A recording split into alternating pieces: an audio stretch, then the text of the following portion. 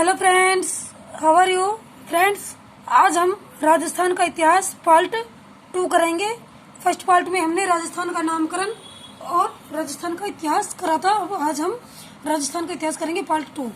इसमें लिख रखा है राजस्थान का जनक या पितामह कौन है। राजस्थान का जनक कौन है? वो है कर्नल जेम्स टॉड। कौन है? Colonel James Tod. इतिहास का वास्तविक जनक कौन है? तो इतिहास का वास्तविक जन्म कौन है? पंडित गौरीशंकर हीराचंद ओझा। वैसे कौन है? Colonel James Tod. इन्होंने क्या अंग्रेजी में लिखा था अपना राजस्थान का इतिहास, और इन्होंने क्या हिंदी में लिखा था अपने राजस्थान का इतिहास। कर्नल जेम्स टॉड का जन्म कब और कहाँ हुआ? कर्नल जेम्स टॉड का जन्म लिंगटन शहर, स्कॉटलैंड, इंग्लैंड में है स्कॉटलैंड, उसमें लिंगटन शहर है, वहाँ हुआ था 20 मार्च 1782। दोबारा देखेंगे, लिंगटन शहर, स्कॉटलैंड, इंग्लैंड में 20 मार्च 1782। और राजस्थान का स्कॉटलैंड किसे कहा जाता है? वो कहा जाता है अलवर को। पहली बार जेम्स टॉड का राजस्थान में उनका आगमन कब हुआ? पहली बार जब राजस्थान में जेम्स टॉड आए तो कौन से जिले में उनका आगमन हुआ और कब हुआ? तो यह हुआ था उदयपुर में 1805 ईस्वी में। कर्नल जेम्स टॉड का जन्म 1805 ईस्वी में पहली बार उदयपुर में आगमन हुआ। अगला है 1817 में जेम्स टॉड किस क्षेत्र के रेजिडेंट बने? किन किन क्षेत्रों के रेजिडेंट बने? 1817 में उनको रेजिडेंट बनाया गया।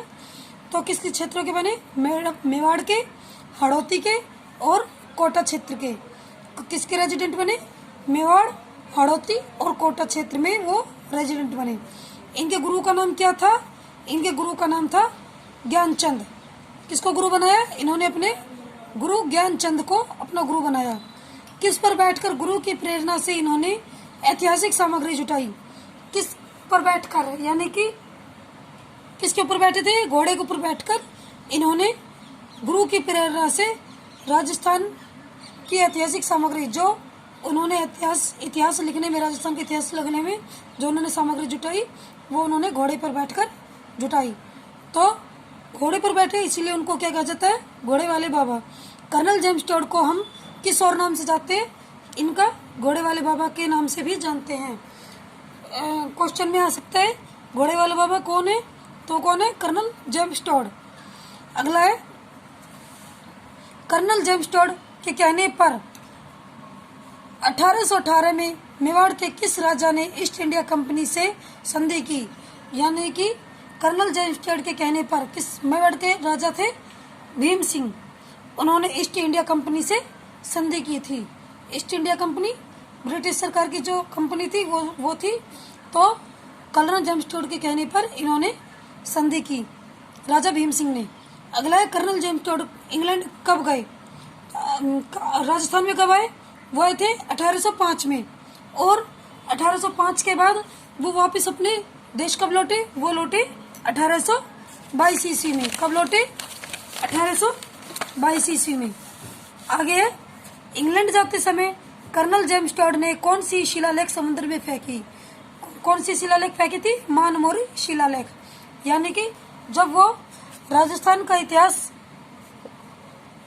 लिखा था उन्होंने, तो उनको एक मानमोरी नामक शिला हाथ लगी थी, जो उन्होंने जाते जाते इंग्लैंड गए थे तो उन्होंने वो शिलालेख समुद्र में फेंक दी। आगे इंग्लैंड जाकर टॉड ने राजस्थान से जुटाई सामग्री से कौन सी पुस्तक लिखी? कौन सी पुस्तक लिखी? इंग्लैंड जाकर उन्होंने पुस्तक लिखी थी annals and antiquities of Rajasthan. Annals and antiquities of Rajasthan. इस पुस्तक का प्रकाशन किसने किया? इस पुस्तक का प्रकाशन जेम्स कुक ने किया। किसने किया? जेम्स कुक ने। एनाल्स का प्रथम भाग, यानी कि इसके 2 भाग लिखे गए थे, 2 पार्ट में डिवाइड था ये। तो 2 भाग, प्रथम भाग में 1829 ईस्वी में प्रकाशित हुई थी। उसमें राजस्थान के किन किन भागों का वर्णन था? जो प्रथम भाग था उसमें किन किन भागों का वर्णन था? उसमें था राजपुताना की भौगोलिक स्थिति का वर्णन था, वंशावली का वर्णन था, और मेवाड़ के इतिहास का वर्णन था। किस किस का था? राजपुताना की भौगोलिक स्थिति, कि भाई राजस्थान की शेप कैसी है, मतलब कौन कौन सी जगह मरुस्थल है, पठारी है, वो है भूभाग कैसा है, अरावली के बारे में भौगोलिक स्थिति बोलते हैं उसको, वंशावली, मेवाड़ के जो वंशावली है उनके इतिहास का वर्णन था पहले भाग में। एनाल्स के दूसरे भाग में जो 1832 ईस्वी में प्रकाशित हुआ, दूसरा भाग कब प्रकाशित हुआ? 1832 में। उसमें राजस्थान के किन किन भागों का वर्णन है?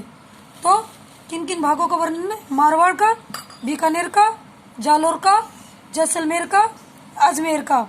किन किन भागों का वर्णन है? मारवाड़, बीकानेर जिले, जालोर जिला, जैसलमेर, अजमेर आदि के इतिहासों का वर्णन है।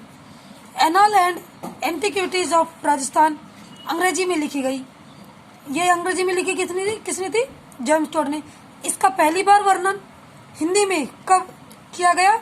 इसका पहली बार किया गया 1908 ईस्वी में। और किसने किया? गौरी शंकर हीराचंद ओझा ने। किसने किया? गौरी शंकर हीराचंद ओझा ने। Annuls and antiquities of India of Rajasthan Hindi में लिखी गई पंडित गौरी शंकर हीराचंद ओझा ने 1908 ईस्वी में लिखी थी। ओझा मूलतः कहाँ के रहने वाले थे? ओझा मूलतः सिरोही में रोहिड़ा नामक गांव में वहां के रहने वाले थे। कहाँ के थे? सिरोही के रोहिड़ा नामक गांव में। और रोहिड़ा एक अपना राज्य पुष्प भी है। राज्य पुष्प कौन सा है? रोहिड़ा। तो स्टूडेंट्स, ये हमारा पार्ट 2 खत्म हो गया, राजस्थान का इतिहास। अब आप इनको एक बार दोबारा रिवाइज कर लेंगे। इसमें मैं राजस्थान के इतिहास के सभी प्रकार के क्वेश्चन आंसर लाई हूँ। तो क्या आपको कैसा लगा, मेरी वीडियो कैसे लगी? आप लाइक करिए और सब्सक्राइब करिए। Thank you.